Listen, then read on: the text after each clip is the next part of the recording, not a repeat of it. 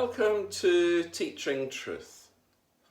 Roker Park in Sunderland in the northeast of England was one of the football stadiums which was used for the visit of the Reverend Dr. Billy Graham to England as part of his Mission England crusades in 1984.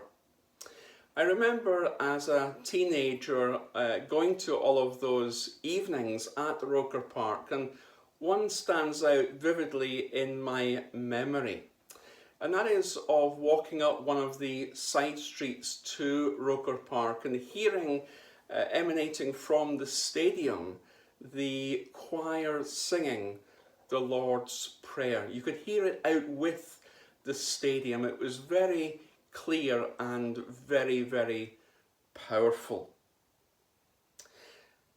And that would have been the case not just in Sunderland, but in Jerusalem, as the people at the opening ceremony, at the dedication of the walls, at the celebration, offered their praise and their thanksgiving to God. Those out with the walls of Jerusalem, those in the towns and the villages surrounding Jerusalem, would have heard the choirs which Nehemiah, not Cliff Barrows, but Nehemiah had assembled to offer thanksgiving to God.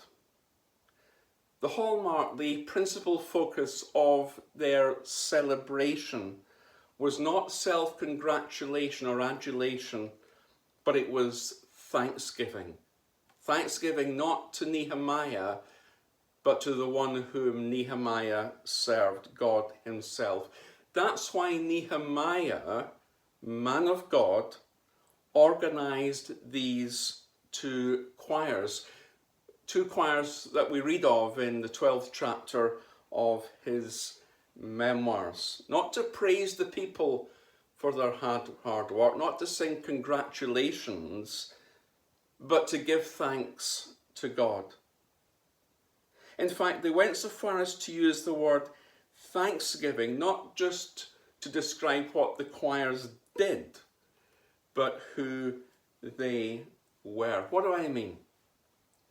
Well, Nehemiah appointed two choirs, but actually the meaning of the Hebrew word here in this narrative actually means two great thanksgivings.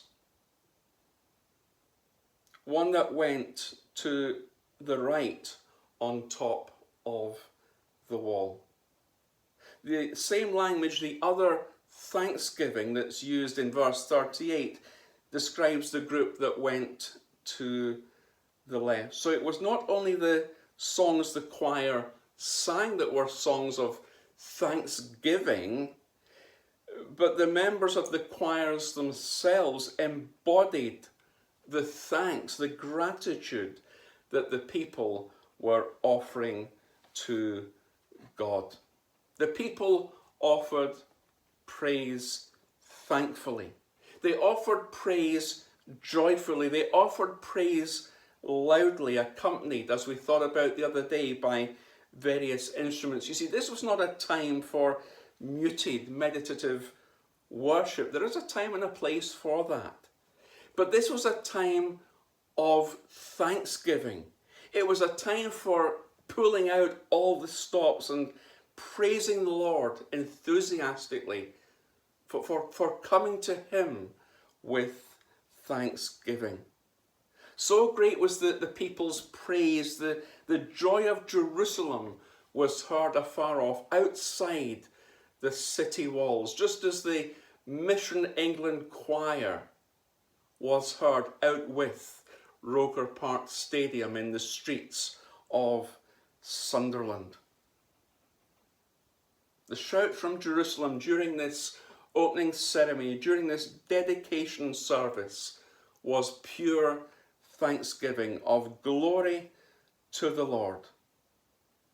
And because of that thanksgiving that was offered, I'm sure that many, many people around the city would have been curious, would have listened, and would have gone and asked what was going on. What a powerful witness it must have been to those in the surrounding towns and villages.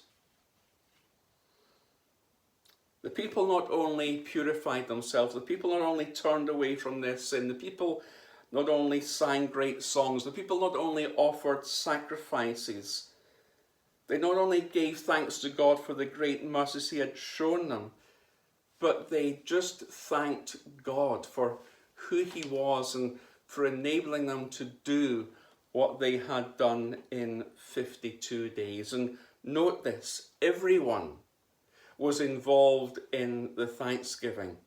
The men, the women, and the children too. There's something to be said for family worship and the priority, particularly of family worship of a Sunday. They just wanted to thank and to praise God. When we pause and think about how God has blessed us as he blessed the people in spite of their sin, of how the people had been allowed to return to the promised land, to rebuild their temple and to live within the safety now of the city walls.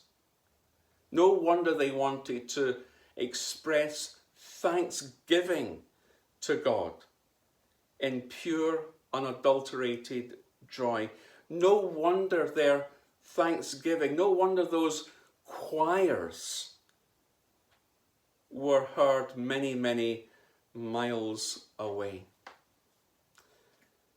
How do we express our thanksgiving to God?